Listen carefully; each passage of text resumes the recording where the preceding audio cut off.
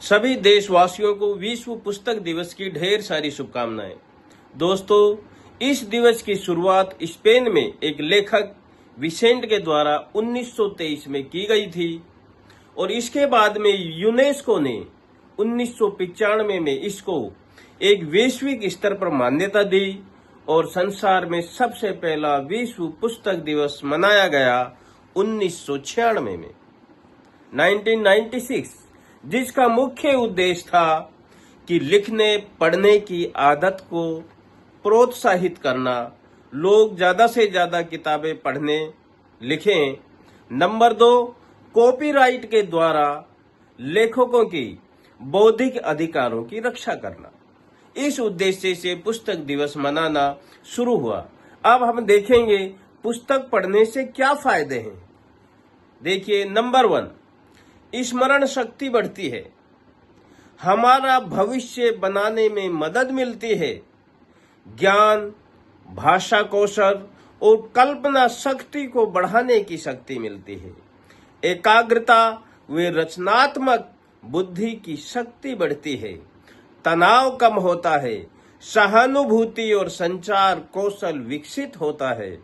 किताबें हर छात्र के जीवन में एक महत्वपूर्ण भूमिका निभाती है।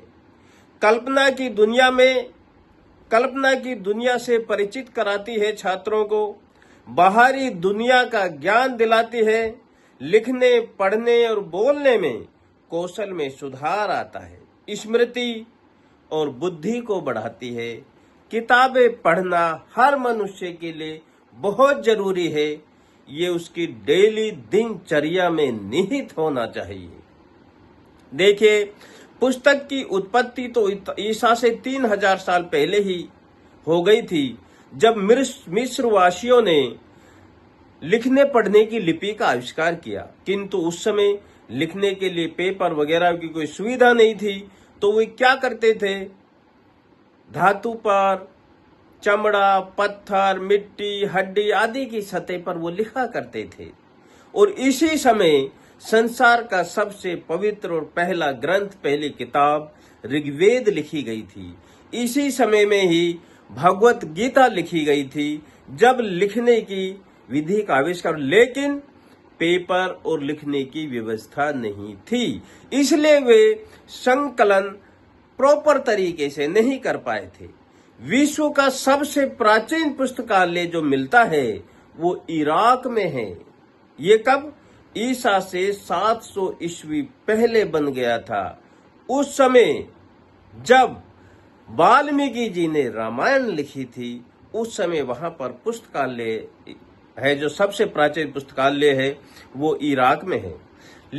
जो प्रिंटिंग प्रेस की जो व्यवस्था, लिखने की पेपर का जो आविष्कार हुआ, वो हुआ था 1454 में, और रामचरितमानस लिखी गई थी 1574 में। जब लिखने पढ़ने की पेपर और प्रिंटिंग प्रेस का आविष्कार हो गया था, तो 1574 में गोस्वामी जी ने श्री रामचरितमानस को लिखा गया। ये उस समय लिखा गया था जब भारत में मुगल शासक अकबर का राज था। ये आज तक की ऐसी पहली किताब है जिसमें मार्मिक, तार्किक, सामाजिक, राजनीतिक, प्रासंगिक जो भाव हैं, आज तक किसी किताब में देखने को नहीं मिले हैं। अद्भुत है रामचरितमानस। दोस्तों, हिंदी की पहली पुस्तक 1803 में जो भारत में लिखी गई थी, वो पहली पुस्तक थी लल्लू लाल की प्रेम सागर। 1803 में पहली किताब लिखी गई थी। इसी समय चंद्र बरदाई के द्वारा एक महाकाव्य भी लिखा गया था, जिसका नाम आपने सुना होगा, पृथ्वीराज रासो।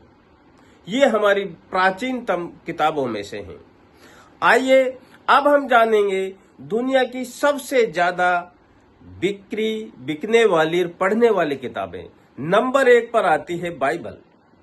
बाइबल दुनिया में सबसे ज्यादा पढ़ने वाली किताब है। अब तक 7 अरब लोग पढ़ चुके हैं, यानी 7 अरब कॉपियां। दूसरे नंबर पे आती है कुरान। मुस्लिमों की सबसे पवित्र जो बुक है वो है कुरान। अभी भी करोड़ों लोग उसके आधार पर प्रार्थनाएं करते हैं। इसकी अब तक 4 अरब कॉपियां बिक चुकी हैं। और तीसरे नंबर पर आता है हमारा वेद और गीता। हिंदू धर्म में वेद सबसे प्राचीन है और सबसे पवित्र ज्ञान का भंडार है, किंतु इनकी कितनी कॉपियां बिकी हैं अभी तक इनका कोई सही आंकड़ा प्राप्त नहीं हुआ है। दोस्तों, आज से 5000 साल पहले गीता नहीं थी, आज से 3000 साल पहले बाइबिल नहीं थी, आज से 1400 साल पहले कुरान नहीं था, आज से 550 साल पहले गुरु ग्रंथ साहिब भी नहीं था। ये क्या है? ये केवल हमारे बुजुर्गों के विवेकी विचारों का संग्रह ही तो है। मगर अफसोस है कि हम उन पर तो विश्वास करते हैं, लेकिन कोई विवेकी मनुष्य कुछ बोलना चाहे अपने ज्ञान की बात तो उस पर हम विश्वास नहीं करते हैं। तो ये बौद्धिक तार्किक बुद्धि जो आएगी ये किताब पढ़ने से आएगी। इसलिए हमें सबके विचारों को सुनना है, सबकी किताबों को पढ़ना है, सबके विचारों को सुनना है। कहते हैं यदि आपने लेखकों की 10 साल पुरानी किताबें पढ़ ली तो वो 10 साल का ज्ञान आपके पास हो गया, आपकी उम्र 10 साल बढ़ जाती है। शास्त्रों में लिखा है अकेला मनुष्य ब्रह्मा के समान, 2 मनुष्य देवता के समान, 3 मनुष्य एक गांव के समान, और 3 से ज्यादा यदि भीड़ है तो कोलाहल भीड़ है, इससे ज्यादा कुछ नहीं है। इसलिए लिखा गया है अकेले रहो, अर्थात किताब पढ़ने के लिए इशारा किया गया है। अकेला मनुष्य ब्रह्मा के समान होता है। पुस्तकों से प्रेम बढ़ाएं, किताब पढ़ने की आदत डालें। तो दोस्तों, इस पुस्तक दिवस पे आज इतना ही। जय हिंद।